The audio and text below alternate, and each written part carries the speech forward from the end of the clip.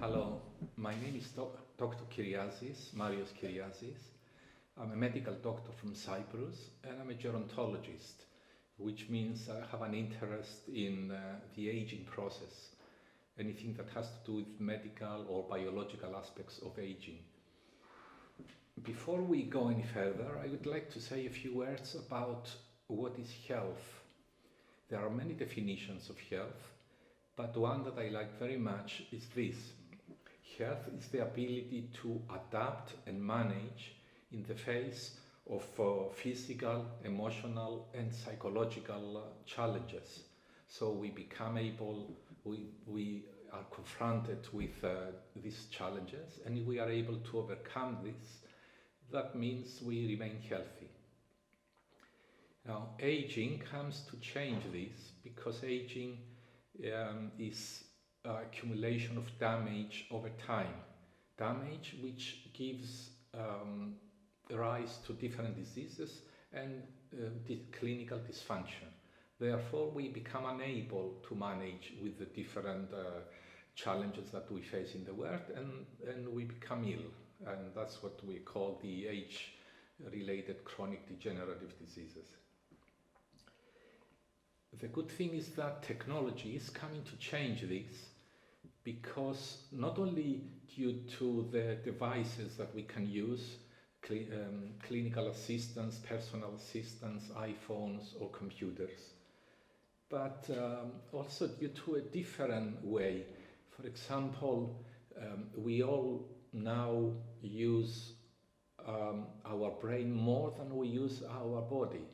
We use it to follow the different messages from the digital communication technology, different information. This means that our brain is becoming subjected to information that requires action, information that we need to act upon. And if this information is meaningful, it means something to us. It's information we get from through digital communication, then we have a situation where the brain is under positive stress. Positive stress, which in a more scientific term is called hormesis. Hormesis basically is the right amount of stress, not too much and not too little. So this stress causes the neurons in the brain to produce substances, proteins or enzymes, in order to repair the damage caused by the stress. And by doing so, age-related damage is repaired at the same time. So this is one benefit of technology, because we, as I said, we use to not only to communicate and not only socially, but to act on the information which may be useful information for us. Information like reading an interesting article, an interesting concept or an idea, which may give us ideas in order to better ourselves. Trivial information is not relevant here, because if I see the photograph of a cat of somebody, or if they put what they had for dinner, that's not relevant to me. It's not going to stimulate my brain. That's not what I mean by meaningful information. Meaningful information enforces us to act and become stronger. Now, how does this has some relevance onto the aging process?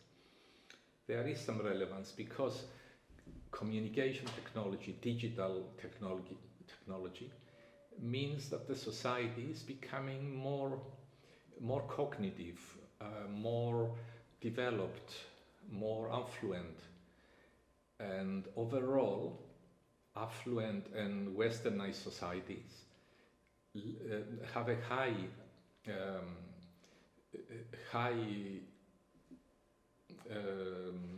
life expectancy, but low, generally low childlessness. So, to repeat it, societies who have long life expectancy have less children in general terms. We see that, for example, in Germany and Japan, which are developed countries, the childless couples are about 30%, so 1 in 3 couples in these countries, and in other developed countries, 1 in 3 couples don't have children. We see that in Russia, as Russia is being developed, the fertility drops. The same in some African countries. With the development of technological development and other in the society, fertility drops. So the question now arises, how is life going to continue if we don't have any children, at least if we have less children than normal? And the answer is life is going to continue through us living longer. So there is a direct relationship between us living longer and society being technological. And one way this can be explained is through a hypothesis that I put forward called the indispensable soma hypothesis, which says that because the neurons in the brain need a lot of resources and a lot of energy resources to deal with this new information that is coming through technology, and they become stronger and more able to repair themselves, there is a corresponding decrease in the resources available for procreation. So the more we become cognitive and the less we use our body, the longer we live and the less children we have. This is a general rule. I'm not talking about a few childless couples or individual cases. Now, the pandemic came in to facilitate this aspect.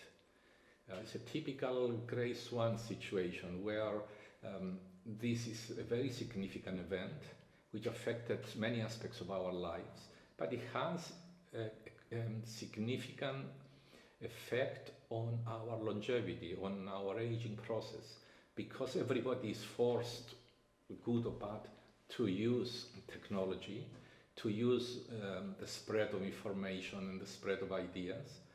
That means a large number of people has been subjected to cognitive positive stress in their brain.